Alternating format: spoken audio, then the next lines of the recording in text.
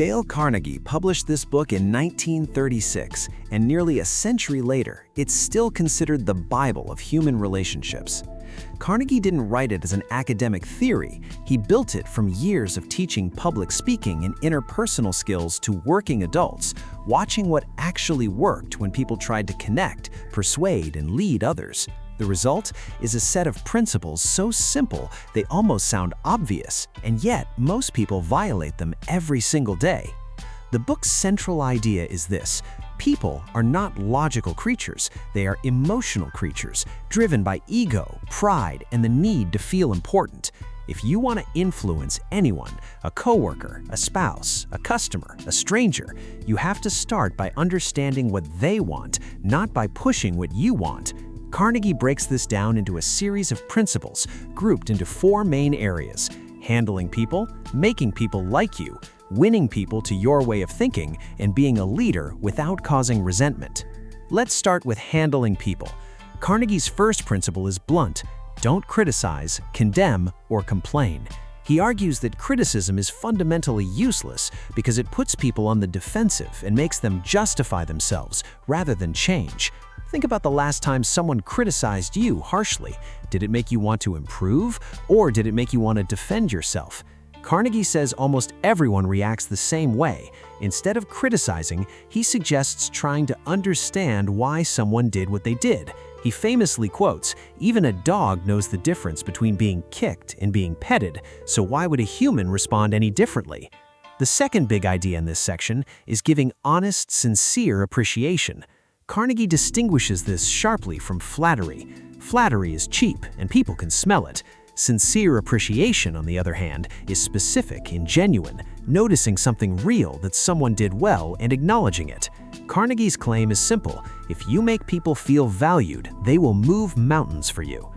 The third principle here is arousing in the other person an eager want. Carnegie tells the story of a father trying to get his son to eat breakfast by yelling and pleading. Nothing worked. Then he flipped the approach, and instead of forcing the child, he asked what the child wanted. It turned out the boy loved imitating his older brother, so instead of commanding him to eat, the father let him prepare his own cereal like his brother did. The boy ate willingly.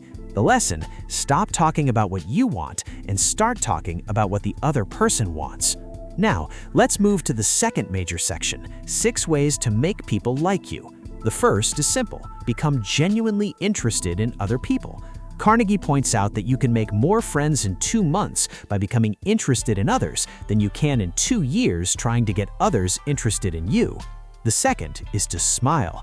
It sounds almost too simple, but Carnegie insists a genuine smile signals warmth before a single word is spoken. The third rule in this section might be the most powerful. Remember that a person's name is, to that person, the sweetest sound in any language. Carnegie was famous for memorizing hundreds of names of people he met only briefly, and using their names in conversation created an instant, almost magnetic bond. The fourth rule is to be a good listener and encourage others to talk about themselves. People are naturally more interested in their own lives, problems, and achievements than in yours. If you let them talk and you listen with genuine curiosity, they will remember the conversation is one of the best they've ever had, even if you barely said a word. The fifth and sixth rules tie together. Talk in terms of the other person's interests and make the other person feel important, and do it sincerely. Carnegie repeats this theme constantly throughout the book because he believes it's the single deepest human craving: not money, not status, but the simple desire to feel that you matter to someone else. The third section covers winning people to your way of thinking, and it opens with a principle that surprises most readers: the only way to get the best of an argument is to avoid it. Carnegie argues that even when you win an argument, you lose because you've made the other person feel humiliated and they will resent you for it. Instead, he recommends showing respect for the other person's opinions and never telling someone flatly that they're wrong. He also emphasizes starting in a friendly way, getting the other person saying yes, yes early in a conversation, and letting the other person feel that an idea was their own. That last point deserves special attention because it's one of Carnegie's most practical tools. People defend ideas more fiercely when they believe those ideas are their own. So instead of forcing your conclusion on them, Carnegie suggests asking questions that lead them to the same conclusion naturally. This isn't manipulation in a sinister sense. It's about giving people ownership over decisions, which makes them far more committed to following through. The final section addresses leadership, how to change people's behavior without arousing resentment. Carnegie's advice here includes beginning with praise before criticism, calling attention to mistakes indirectly rather than head-on, talking about your own mistakes before criticizing someone else's, and asking questions instead of giving direct orders. He also stresses praising even the slightest improvement and giving people a fine reputation to live up to. Telling someone they're already good at something tends to make them work harder to prove it true. Nearly 80 years after publication, the reason this book endures isn't because Carnegie discovered some hidden trick. It's because he simply reminded people of what they already knew but rarely practiced.